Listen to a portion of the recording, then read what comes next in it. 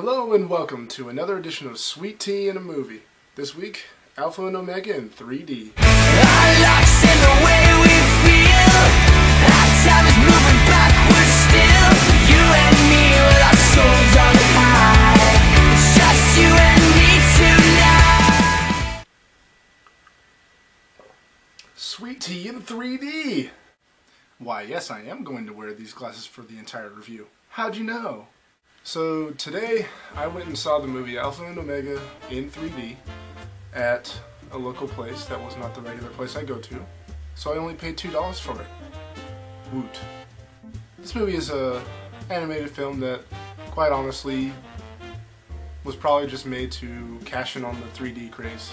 But before you go off judging the movie based on that phrase, I have to say this movie was pretty enjoyable actually. For its rushedness, and it still felt like it had some pretty good moments. But let's not make a synopsis right off the bat. Let's start judging this movie for all of its individual characteristics.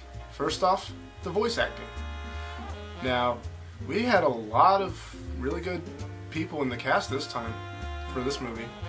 I've heard of Justin Long and Hayden Panettiere, who played the two main characters, but I don't remember what they're from. So I'm going to bypass them. I'm just going to say they did a good job. They fit their roles very well. Nothing too outstanding, but nothing bad either, so that's good. Dennis Hopper was in this movie. I don't know who he is, but the movie was apparently dedicated to his memory.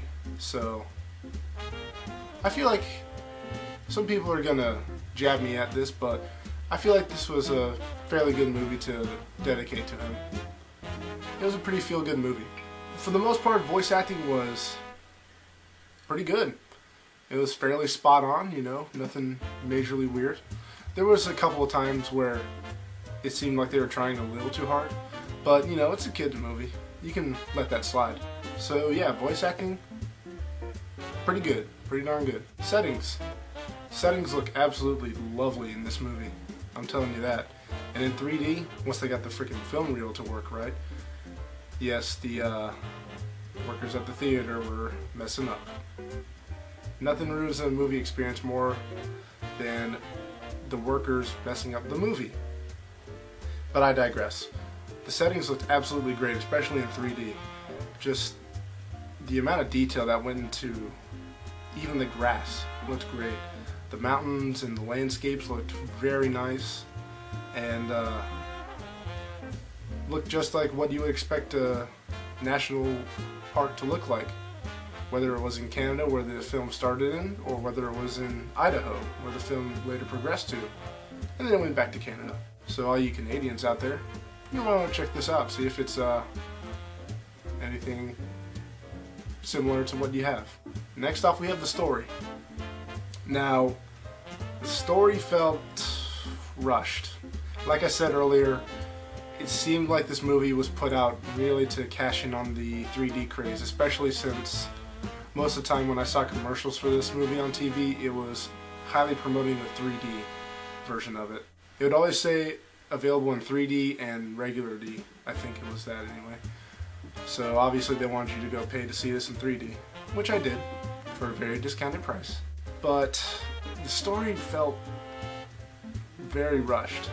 Just the first part of the movie, the first act, it felt clumsy, really clumsy. And it was kind of hard to get into it. For the second part, it started to get better. It started to get stronger. Some of the action felt more fitting. Some of the jokes felt more fitting. And some of the interactions started to feel more fitting. By the third act, the story was in full gear and it was feeling really good. Just the connections that people were making, well, wolves in this case, and the connections that the story was making to the audience was kicking it into high gear and making it feel like a very satisfying movie at the end. But it started really weak. Well, not really weak, but it started pretty weak, and that's not really a good thing even for a kids movie. Some individual aspects of the story that I want to touch upon is I feel like the romance that was supposed to blossom between the two main characters didn't really fill out in a good way. And it seemed weird too, because at the beginning of the movie, it shows them as fairly young kids who are very good friends, you know? And then later on, it seems like they're just merely acquaintances who like to make fun of each other now and again.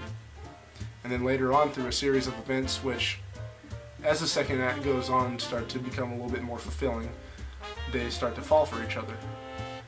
But in contrast with the first part, it just feels weird and rushed. I'll be saying that word a lot, I bet. But I felt more drawn in by the second romance story, which was between Lily and Garth, the other two main characters. It just seemed like they were making a much better connection much faster, and I was more drawn into that than the connection between Humphrey and Kate, the two main characters. So, I don't know, it felt really weird. They really could have done a much better job, but for what it's worth, it was still a good story.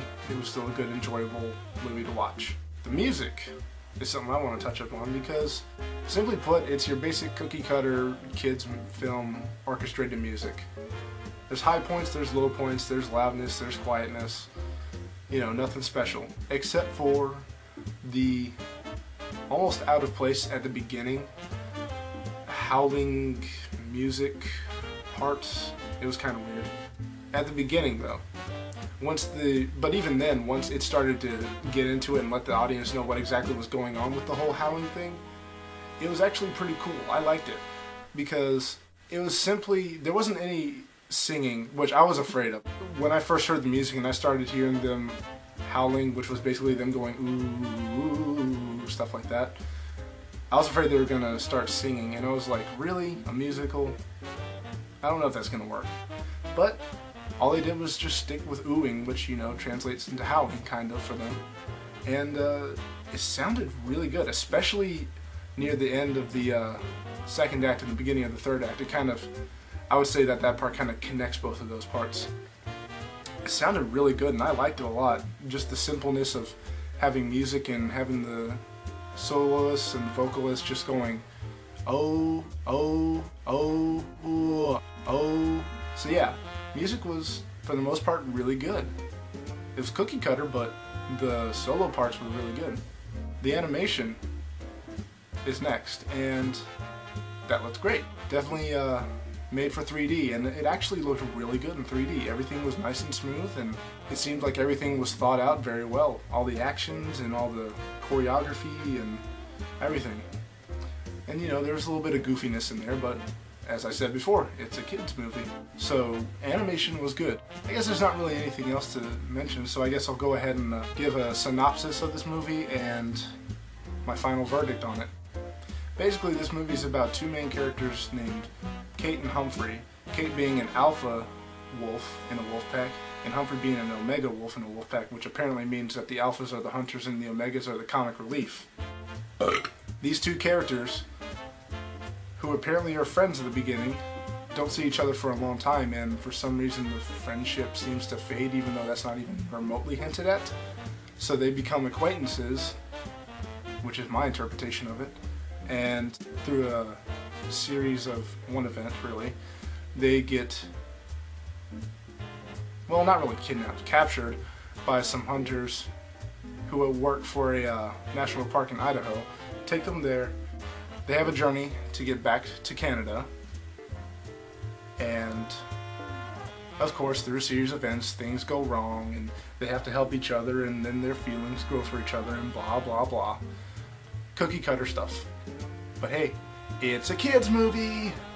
But nonetheless, this movie was enjoyable. By the end, I was smiling. I was having a good time watching this movie. I just feel like the movie was way too fast, and it felt very rushed. But for what it's worth, it's a good movie, definitely good for kids, and just a feel-good movie. So my final verdict for this movie is a 7 out of 10. It's not great, but it's definitely not terrible. It's a good movie to watch when you want just a feel-good kids movie to watch. So on that note, I'm going to let you guys go. Go on, have a good day. I will see you later. Peace. Peace.